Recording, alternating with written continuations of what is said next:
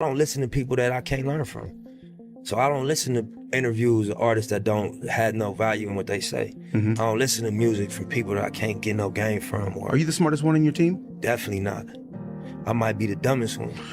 Name of the brand obviously is the marathon. It just stands for endurance. It stands for staying down. It stands for like not quitting, accepting the ups and downs of whatever game you commit yourself to and riding it out, because that's the reality of success or greatness, that it come with a roller coaster ride. I think that anybody could apply the marathon concept to what they do. If it's sports, if it's fashion, if it's music, if it's hustling, whatever, you're on a marathon, you know, so. You're gonna lay in the bed you make.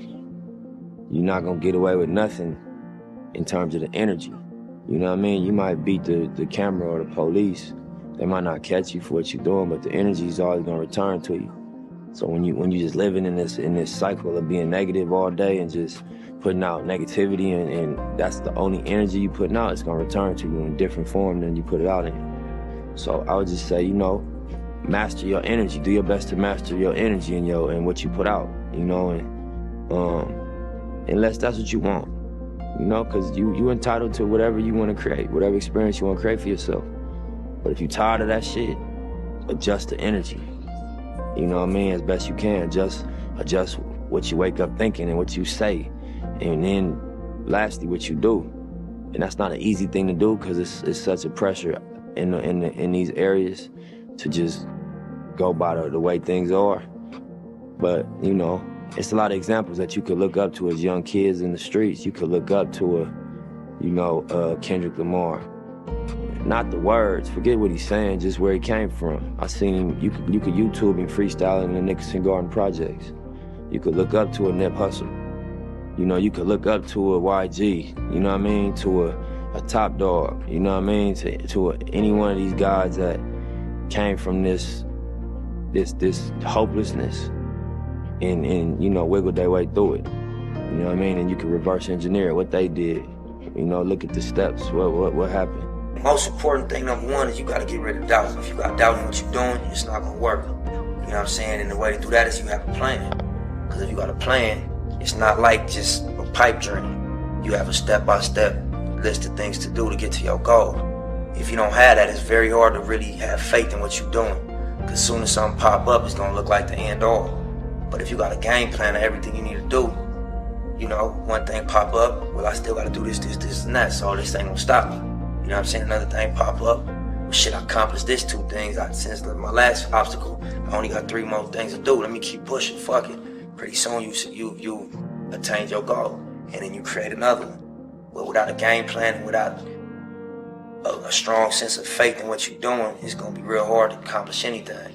And I know, you know, it's a lot of obstacles out here. Family, baby mamas, the legal system, trouble with the law, you know, your homeboys being involved in a crab in the bucket syndrome, where, you know what I mean, you making moves and starting to make your way out, and people start trying to attach themselves to you and really become weight, you know what I'm saying, extra weight. And sometimes it's like kamikaze, they blow themselves up trying to stop you. So, you know, you gotta have faith in what you're doing and not take no for an answer. You'll get it. It'll be a long run, but you'll get it, for sure. Yeah, you can learn from my mistakes, but you might have to make them. You know what I mean? I would just say, if you take the quality from me, if you was to take any quality from me, take the quality of persistence and staying down. You know what I mean? And being able to take it on the chin and take a blow. You know what I mean? Like, yeah, that's important. You know, to not stay on the ground if you get knocked down, and, you know what I mean, be able to roll with the punches. I've never been one of the people that could be comfortable being careless. Some people, I notice the quality that they don't have that, they just don't have I guess the pressure on themselves. You know, they just have a little bit of a comfort that I don't have. I don't feel comfortable unless I know I went above and beyond with my preparation. The things that possibly could happen, if I ain't take real steps to prevent those things, I'm not comfortable. I can't walk around, you know, charismatic and happy. Nah, I gotta make sure, you know, we setting up some type of wealth, because we might have a little bag right now, but we know a lot of people had a bag right now, and they ended up bad. We got a core business, which is, for me, music, but then it's about building an enterprise around it. And I think, you know, that's what we see Jay-Z has done. That's what we see Puff has done. The music don't become how you pay the bills. It's a lot of pressure off of it. You got other things bringing in income. You can make music solely as an artist. Real, everybody got a different definition of what they in the game for. I couldn't get my way in trying to fit in. What I'm here to try to do, I couldn't do that trying to fit in. It wouldn't. What my goal, you can't get at what I'm trying to do that way. From my understanding of it, my experience with it, you gotta be authentic and you gotta define your shit. You gotta make a contribution. Yeah. You know what I mean? You can't try to copy, ride waves. You gotta define your contribution. For sure. I learned when I was younger, like, you can't put your expectation of me on me. I'm me, you feel me? And you're not gonna ever make me feel bad for it.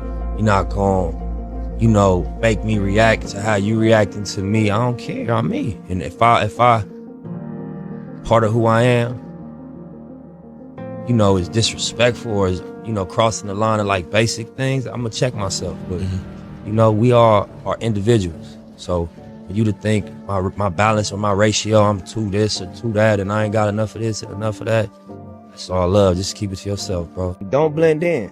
Stay in your lane. There's no traffic in your lane. You know what I'm saying? Be honest and stay in your lane. The marathon is just about seeing long term, seeing a vision, understanding that nothing really worthwhile happens overnight, and just sticking to your script long enough to make something real happen. Laying a brick every day instead of trying to build a brick wall. Just lay a brick every day. Eventually you look up, you're gonna have a brick wall. I drop my daughter off every day. I drill her every day at school. When I take her to school, we have a little combo we had before she got the car, and she gets sick of running the script for me, but I pound it in her head. Like, what is integrity? Integrity, doing the right thing when nobody's looking, all right? Are you a leader or a follower? I'm a leader. What's the difference? Think for myself, all right?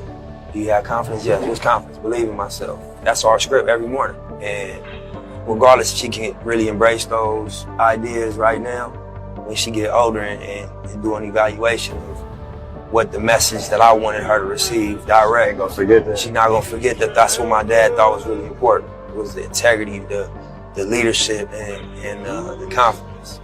There's no one answer to how you change the hood or change the reality of what goes on. But what you gotta think about is when you don't have resources, you in survival mode.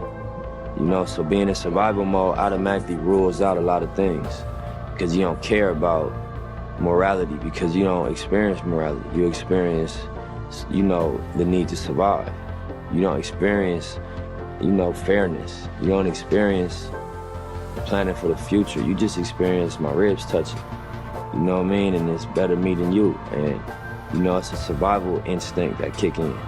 So I think once you get out of the survival mode, your morals come back closer to your daily decision making. You start thinking about what's right, what do I believe in. But until you get out of survival mode, you ain't got time to be worrying about right and wrong. You worrying about bottom line. You know what I mean? By any means necessary. So I think that economics is the answer. Empowering people economically is how you really, really impact. But I don't know if it's about dropping a bag of money in the hood. I think it's about impacting culture in a way that, the mentality changes. I think you get people out of survival mode, they start thinking different. I did, when I figured out, how to get myself out of the situation. My approach to life and people was different. I wasn't so angry. I didn't have my guard up. I wasn't so aggressive. I wasn't so, expecting, if you ain't helping me, fuck you. That wasn't the mentality no more.